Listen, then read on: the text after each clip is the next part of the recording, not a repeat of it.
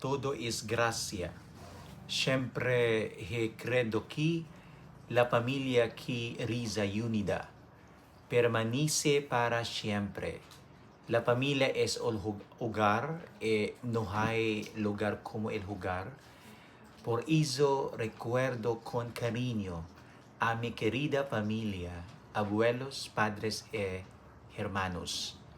Por parte de mi padre, mi abuela es la difunta Walborga de Lima y mi abuela es el difunto Fernando Priscilla Sr. Sus 9 hijos, 3 de los cuales ya fallecieron, incluyendo a mi propio padre. Por parte de mi madre, mi abuela se llama Lelisisto y mi abuelo Tutu Caburog. Sus hijos tienen 8 años. Aunque uno de ellos ya falleció. Soy el mayor de los 7 hermanos de los difuntos, Minado de Lima Priscilias y Bernalice Sixto Caburog. Ninguno está casado todavía, excepto ya casado por la iglesia. Soy el padre Mark James C. Priscilas, a quien completo mi formación sacerdotal y estudios interdisciplinarios. Soy conocido por ser adicto al trabajo el filantrópico para la gloria de Dios.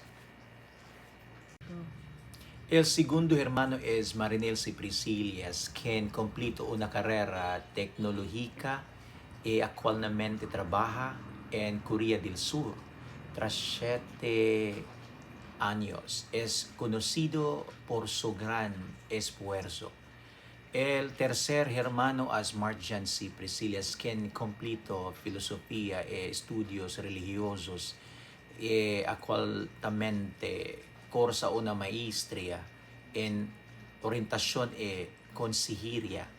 Fue teólogo y es conocido por su buena comida.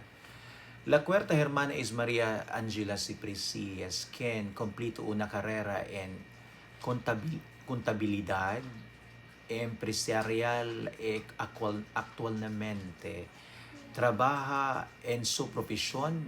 Es conocida por ser una hermana estricta y disciplinaria. La quinta hermana es María Elisa Gracie Priscilias, quien completó sus estudios de criminología a Provo en la Polcom y actualmente está en proceso de formación policial o preparándose para ello. Es conocida por su antiguidad y obediencia ante las autoridades. La sexta hermana es María Catrina C. Priscilias, quien completó su carrera docente y aprobó recientemente el examen de licencia para maestros, el PT. Actualmente busca trabajo en línea, además de aspirar o poder ejercer. La séptima hermana es María Teresa C. Priscilas, quien actualmente terminó sus estudios de administración de turismo y aún espera su solicitud de empleado. Todos nuestros nombres empiezan con la letra M.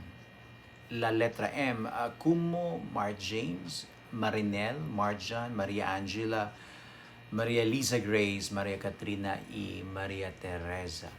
Para recordarnos nuestra unidad en medio de nuestros diversos carismas o dones.